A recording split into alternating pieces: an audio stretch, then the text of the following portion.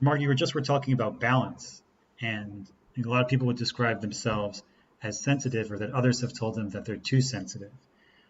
First of all, is that such a thing, and how does that relate to balance?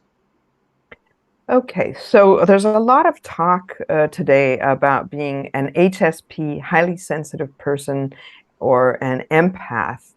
And I find that growing up as an empath, which I happen to be, is a difficult thing because you're in a feeling intuitive world, universe, and you're trying to navigate in a world that identifies with logical, linear, scientific ways of thinking and doing.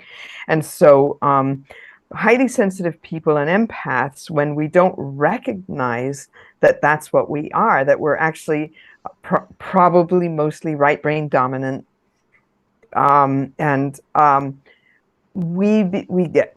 we're subject to bullying and judgment. You're too sensitive, and so um, there are so working with being a highly sensitive person to first of all recognize that it doesn't mean you're lesser, even though people will criticize and bully and all that. It To recognize it as a gift and to learn how to harness it as a gift, and some of that involves developing, strengths, as to how to manage being so sensitive, going out into nature, various forms of self-care. But the biggest thing and the first thing is to reframe our mindset, because too many empaths and highly sensitive people come to me believing that because they were different, they were wrong, and that there's something wrong with them.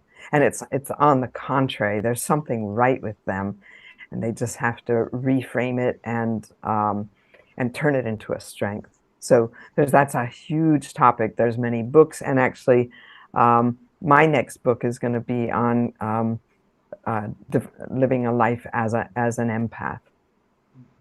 It should be out next year. Oh, very cool. Well, we look forward to that. I imagine also you know, different people would need different things. Like I was just thinking, like Mm. recently I joined the pool, and it's been like life changing because, like, I guess it was something that I really needed. And I think maybe different sensitive people might have different things that they need. But I would say to myself, you going to the pool, you should be able to get along without it. Don't spoil yourself. It's a luxury. But now it's like my thinking is, well, maybe other people don't need it. I do. And then maybe other people do other things for themselves that they need. This is the thing in my diet, or self-care, that I happen to need. And then that's okay. Absolutely. And it's an exercise, especially for a highly sensitive person. It puts you in your body, it structures the body, and it helps us embody all of the input that we get a lot more input than someone who's not highly sensitive. And so it gives you a way of holding and structuring all of the inputs from being highly sensitive. So yeah, Yeah. very healthy to need and to want um, to exercise. And the reason I was smiling at the beginning when you mentioned pool is because during the lockdown, that was my lifeline. I swam a kilometer a day, and I was never a swimmer. I found it boring and repetitive. But during lockdown, it became like I, you know, it was the highlight of my day. Jump in the pool and swim a kilometer. It was like, yes. Yeah. It's so good for the body, mind, and soul. Yeah.